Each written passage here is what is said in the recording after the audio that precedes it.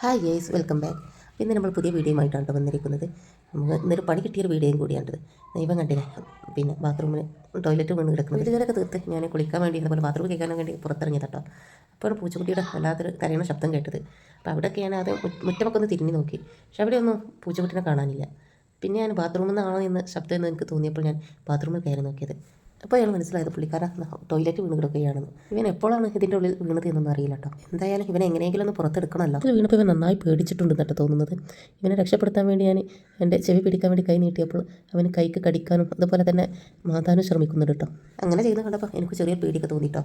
ഞാൻ കൈ പിന്നോട്ട് തന്നെ വലിച്ചു. ചെറിയ പൂച്ചക്കുട്ടിയാണെങ്കിലോ നമ്മൾ കൈക്ക് മാന്തിയാൽ പണി കിട്ടുമല്ലോ, അത് ചെറിയൊരു ഭയം ഉണ്ടായി എനിക്ക്. അപ്പോൾ ഉണ്ടോ മോനൊരു ഐഡിയയുമായിട്ട് വരുന്നത്, ഒരു മരക്കൊമ്പ് ഇട്ട് കൊടുക്കുക, അതിന് മെല്ലെ പിടിച്ച് കയറിക്കോളും എന്ന് പറഞ്ഞിട്ട്. അപ്പോൾ ഞാൻ പറഞ്ഞു അതൊന്നും നടക്കില്ല, മെല്ലെ എങ്ങനെയെങ്കിലും ചെവി പിടിച്ചതിനെ പുറത്തെത്തിക്കാറുണ്ട്. കുറച്ച് നേരത്തെ പരിശ്രമത്തിന് ശേഷം മെല്ലെ അതിൻ്റെ ചെവി പിടിക്കാൻ കഴിഞ്ഞിട്ടോ.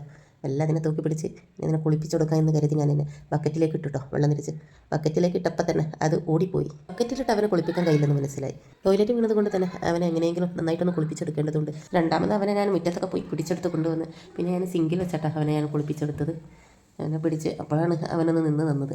നല്ല സോപ്പൊക്കെ തേച്ച് നന്നായി കുളിപ്പിച്ചെടുത്തു. നമ്മൾ പൂച്ചക്കുട്ടിക്ക് ടോയ്ലറ്റ് വീണപ്പോൾ അപ്പോഴത്തെ പേടിയൊന്നും പോയില്ല കേട്ടോ. കുളിപ്പിക്കാനൊക്കെ അവൻ ചെറിയ കുട്ടികളെ പോലെ നിന്ന് തരുന്നുണ്ട് കേട്ടോ. കയ്യിലേക്ക് മാന്താനോ ഒന്നിനും ശ്രമിക്കുന്നില്ല. കുളിക കഴിഞ്ഞപ്പോൾ ഇവനൊരു സുന്ദര കുട്ടപ്പനായിട്ടുണ്ട്. പിന്നെ നമ്മളൊരു പഴയ മാക്സിയൊക്കെ എടുത്ത് അവന് നന്നായിട്ട് തോർത്തി കൊടുത്തു കേട്ടോ. കാരണം നനഞ്ഞതല്ലേ, അവന് നന്നായിട്ട് വിറയലൊക്കെ വരുന്നുണ്ട് കേട്ടോ. നന്നായിട്ട് തണുപ്പ്, ചെറിയ പൂച്ചക്കുട്ടിയല്ലേ. അതുകൊണ്ട് തന്നെ എനിക്ക് കഴിയുമ്പോഴൊക്കെ തന്നെ ഞാൻ അവനെ തോർത്തി കൊടുത്തു കേട്ടോ. ഏകദേശം വെള്ളമൊക്കെ പോയി, ഒരു പകുതിയോളൊക്കെ അവൻ്റെ മേലിൽ നിന്ന് വെള്ളം പോയി. ഇനിയിപ്പോൾ ഇതിൻ്റെ തള്ളപ്പൂച്ചയുടെ അടുത്ത് തന്നെ കൊണ്ടുപോയി കൊടുത്താൽ അത് നാവ് കൊണ്ട് നക്കി നന്നായിട്ട് ഉണക്കിയെടുത്തോളൂ. അങ്ങനെ നമ്മൾ അതിൻ്റെ തള്ളപ്പൂച്ചയുടെ അടുത്ത് തന്നെ കൊണ്ടുപോയി കിടത്തി. അപ്പോൾ ഇന്നത്തെ നമ്മുടെ വീഡിയോ ഇത്രയൊക്കെ ഉള്ളൂ കേട്ടോ. അപ്പോൾ ഇതിനെ പറ്റിയുള്ള അഭിപ്രായം നിങ്ങൾ കമൻറ്റിൽ അറിയിക്കുക. സബ്സ്ക്രൈബ് ചെയ്യാത്തവർ സബ്സ്ക്രൈബ് ചെയ്യുക.